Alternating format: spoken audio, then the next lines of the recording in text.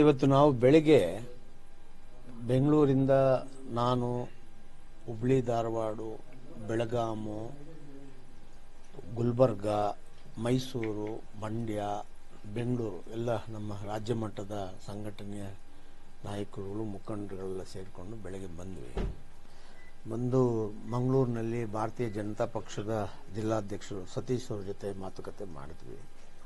ಅವರು ಹೇಳಿದ್ರು, ನಾವು ಯಾವುದೇ ಕಾರಣಕ್ಕೂ ಕೂಡ ಬೇರೆ ವಿಚಾರದಲ್ಲಿ ಆ ಹುಡುಗನಿಗಾಗಲಿ ಮತ್ತು ಆ ಹುಡುಗನ ತಂದೆ ತಾಯಿ ಆ ಕುಟುಂಬದವ್ರು ಯಾರಿಗೇ ಆಗಲಿ ನಾವು ಪ್ರೋತ್ಸಾಹ ಕೊಡೋದಿಲ್ಲ. ನಾವು ಪ್ರಾರಂಭದಿಂದನೂ ನಾವು ಆ ಕುಟುಂಬದ ಜೊತೆಲಿದ್ದೇವೆ. ಮದುವೆ ಬಿಟ್ಟು ಬೇರೆ ಯಾವುದೇ ಪ್ರಸ್ತಾಪ ನಮ್ಮ ಮೇಲೆ ಇಲ್ಲ. ನೀವು ಬಂದಿದ್ದೀರಿ, ನಿಮ್ಮ ಸ್ವಾಮೀಜಿಗಳು ಬಂದಿದ್ದೀರಾ, ಮತ್ತು ನಿಮ್ಮ ಮುಖಂಡರುಗಳು ಬಂದು ನಮ್ದು ಒಂದೇ ನಿಲುವು, ಅವರ ಆ ಹುಡುಗಿ ಮತ್ತು ಆ ಹುಡುಗನ ಜೊತೆ ಮದುವೆ ಮಾಡ್ಕೊಳ್ಳುವಂಥ ನಿಲುವಿನಲ್ಲಿ ಯಾವುದೇ ಬದಲಾವಣೆ ಇಲ್ಲ. ಜೊತೆಗೆ ನಿಮ್ಮ ಹೋರಾಟದಲ್ಲಿ ನಾವಿದ್ದೇವೆ. ಮತ್ತು ನಮಗೂ ನೋವಾಗಿದೆ. ಹಿಂದುತ್ವ ಅಂದ್ಕೊಂಡ್ರು ನಾವು ನಮ್ಮೂರನ್ನ ಹಿಂದುತ್ವದಲ್ಲಿರ್ತಕ್ಕಂಥ ಮನೆಗಳಲ್ಲೇ ಈ ಥರ ಸಮಸ್ಯೆ ಬಂದಿರೋದು ನೋವಾಗಿದೆ. ಅದಕ್ಕೆ ಅವ್ರನ್ನ ಆ ಹುಡುಗನ ತಂದೆಗೆ ನಾವು ನೋಟಿಸ್ ಇಶ್ಯೂ ಮಾಡಿದ್ದೇವೆ. ಪಾರ್ಟಿಯಿಂದ ಕೂಡ ನಾವು ದೂರ ಇಟ್ಟಿದ್ದೇವೆ.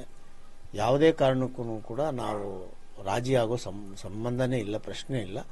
ನಿಮ್ಮ ಜೊತೆಲಿದ್ದೇವೆ, ನೀವೆಲ್ಲಿ ಕರೆದ್ರೂ ನಾವು ಬರ್ತೇವೆ ಅಂತ ಸತೀಶ್ ಅವರು ಸ್ವಾಮೀಜಿಗಳು ನಾವಿದ್ದ ಜಾಗಕ್ಕೆ ಬಂದು ನಮ್ಮ ಜೊತೆ ಚರ್ಚೆ ಮಾಡಿ ಹೋಗಿದ್ದಾರೆ. ಅದಾದ ನಂತರ ಮತ್ತೆ ನಾವು SP ಅರುಣ್ ಅವ್ರ ಹತ್ರ ಹೋಗಿದ್ವಿ. ಅವರು ಕೂಡ ಸಮಯ ಕೊಟ್ಟಿದ್ರು ಬನ್ನಿ ಅಂತ. ಎಲ್ಲ ನಡೆದ ವಿಚಾರಗಳನ್ನು ಅವರು ಹೇಳಿದ್ರು, ನಮಗೆ ಗೊತ್ತಿರೋ ವಿಚಾರನೂ ಕೂಡ ಚರ್ಚೆ ಮಾಡಿದ್ವಿ. ಆ ಡಿಪಾರ್ಟ್ಮೆಂಟ್ನಲ್ಲಿ ಕೂಡ ಎಲ್ಲ ರೀತಿಯಲ್ಲೂ ಕೂಡ ಆ ಹುಡುಗನ ಮನವೊಲಿಕೆಗೆ ಬೇಕಾದ ಪ್ರಯತ್ನಗಳನ್ನು ಅರೆಸ್ಟ್ ಆಗೋ ಮುಂಚೆ ಅವರು ಮಾಡಿದ್ದಾರೆ. ಆದರೆ ಆ ಹುಡುಗ ಅಷ್ಟು ಚೆನ್ನಾಗಿರೋ ಹುಡುಗ ದಿಢೀರ್ ಬದಲಾವಣೆ ಯಾಕಾದ ಅಂತ ನಮಗೂ ಕೂಡ ಪ್ರಶ್ನೆ ಆಗಿದೆ. ಒಂದು ಅರೆಸ್ಟ್ ಮಾಡೋ ಮುಂಚೆ ಒಂದು ಸುಮಾರು 6 ಗಂಟೆಗಳ ಕಾಲ ಹುಡುಗನಲ್ಲಿ ನಾವು ಮನವಿ ಮಾಡಿದ್ದೇವೆ, ಮದುವೆ ಮಾಡ್ಕೊಳ್ಳಿ, ಚೆನ್ನಾಗಿರ್ತೀರಾ ನೀವು ಅಂತ. ಆ ಹುಡುಗ ಯಾಕೆ ಒಪ್ತಾ ಇಲ್ಲ, ಅವರ ಕುಟುಂಬದವರು ಒಪ್ತಾ ಇಲ್ಲ ಅನ್ನೋಂಥ ಮಾಹಿತಿ ಇದೆ ನಮಗೆ. ಆದರೆ ನಾವು ನಿಮ್ಮ ಪ್ರಯತ್ನ ನೀವು ಮಾಡಿ, ನಮಗೂ ಕೂಡ ಒಂದಾಗಬೇಕು ಅಂತ ಆಸೆ. ಆದರೆ ಕಾನೂನು ಪ್ರಕಾರವಾಗಿ ನಾವು ಅವ್ರ ಮೇಲೆ ಏನೆಲ್ಲ ಕ್ರಮ ತಗೋತೀವಿ, ರಾಜಿ ಆಗೋದಿಲ್ಲ ನಾವು. ಅಂಟಿಲ್ ಅನ್ಲೆಸ್ ಅವರು ಒಂದಾಗಿ ನೀವೇನಾದರೂ ಇಬ್ಬರು ಒಂದಾಗ್ತೀರಾ ಅಂತ ಹೇಳಿದ್ರೆ ನಾವು ಅದರ ಕಡೆ ಗಮನ ಕೊಡ್ತೀವಿ.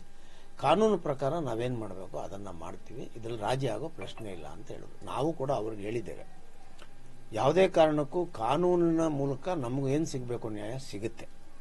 ಆದರೆ ಅದಕ್ಕಿಂತ ಮಿಗಿಲಾಗಿ 21 ವರ್ಷದ ಹುಡುಗ, ಇನ್ನೂ ಜೀವನದಲ್ಲಿ ಮೊದಲನೇ ಮೆಟ್ಟಿಲನ್ನೇ ಹತ್ತಿಲ್ಲ ಅವನು. ಈ ವಯಸ್ಸಿನಲ್ಲಿ ಜೈಲಲ್ಲಿ ಕೂತ್ಕೊಂಡು ಅದೆಲ್ಲ ಬಹಳ ನೋವಿನ ಸಂಗತಿ, ಕಲ್ಪನೆ ಕೂಡ ಮಾಡೋಕ್ಕಾಗಲ್ಲ. ಅದು ಅವ್ರ ತಂದೆ ತಾಯಿಗಳು ದಯಮಾಡಿ ಅರ್ಥ ಮಾಡ್ಕೊಳ್ಳಿ. ಮುಂದೆ ಬದುಕಿ ಬಾಳ್ಬೇಕಾಗಿರುವಂಥ ಒಂದು ಸಂಸಾರನ ಒಂದಾಗೋ ರೀತಿ ಮಾಡಿ. ಇದ್ರ ಮನಸ್ತಾಪ ಇದರಲ್ಲಿ ಏನೂ ಇಲ್ಲ. ಇದರಲ್ಲಿ ಜಸ್ಟ್ ಅವರಿಬ್ಬರು ಲವ್ ಮಾಡಿದ್ದಾರೆ, ಅದಕ್ಕೆ ಫಲಿತಾಂಶ ಒಂದು ಮಗುವಾಗಿದೆ. ಈಗ ಆರೋಪಗಳು ಇಂಥ ಸಂದರ್ಭದಲ್ಲಿ ಹುಡುಗನ ಮೇಲೂ 1000 ಬರ್ತದೆ, ಹುಡುಗಿ ಮೇಲೂ 1000 ಬರ್ತದೆ. 9ನೇ ಕ್ಲಾಸಿಂದ ಅವರು ಪ್ರೀತಿಸಿದ್ದಾರೆ, ನಡೀಬಾರ್ದು, ನಡೆದೋಗಿದೆ. ಅದನ್ನು ಅವ್ರು ಅಕ್ಸೆಪ್ಟ್ ಮಾಡ್ಕೋಬೇಕು. ಅದಕ್ಕೆ ಇವತ್ತು ನಾನು ಕಲ್ಲಡ್ಕ ಪ್ರಭಾಕರ್ ಭಟ್ರ ಹತ್ರ ನಾನು ಮಾತಾಡೋಕೆ ಹೊರಡ್ತಾ ಇರೋ ಉದ್ದೇಶನೇ ಆ ಕುಟುಂಬದ ಜೊತೆ ಮಾತಾಡುವಂಥ ಒಂದು ಅವಕಾಶ ನನಗೆ ಮಾಡಿಕೊಡ್ಲಿ. ಮತ್ತು ಅವರು ಕೂಡ ಇದು ಮಧ್ಯಸ್ಥಿಕೆ ವಹಿಸಿ ಏನಾದ್ರೂ ಇದನ್ನು ರಾಜಿ ಮಾಡಿ ಪೂರ್ಣವಾಗಿ ಜೀವನ ನಡೆಸುವಂಥ ನಿಟ್ಟಿನಲ್ಲಿ ಆಗಲಿ ಅಂತಲೇ ನಮ್ದೆಲ್ಲ. ಅವ್ರ ತಂದೆ ತಾಯಿಗಳಿಗೆ ಮತ್ತೊಂದು ಸಾರಿ ಮನವಿ ಮಾಡ್ತೇನೆ, ಇದರಿಂದ ಸಾಧಿಸೋದು ಏನೂ ಇಲ್ಲ, ಬದುಕು ಕಷ್ಟ ಆಗ್ಬಿಡ್ತದೆ. ಯಾವ ಕಾರಣಕ್ಕೂ ನ್ಯಾಯಾಂಗ ತನ್ನದೇ ಆದ ರೀತಿಯಲ್ಲಿ ಕೆಲಸ ಏನಾದರೂ ಮಾಡಿ ಏನಾದರೂ ಪ್ರಾರಂಭ ಆದರೆ ತುಂಬ ವರ್ಷಗಳ ಕಾಲ ಹುಡುಗ ಸೆರೆಮನೆ ವಾಸ ಅನುಭವಿಸ್ಬೇಕಾಗತ್ತೆ. ಇದೆಲ್ಲವೂ ಬೇಡ.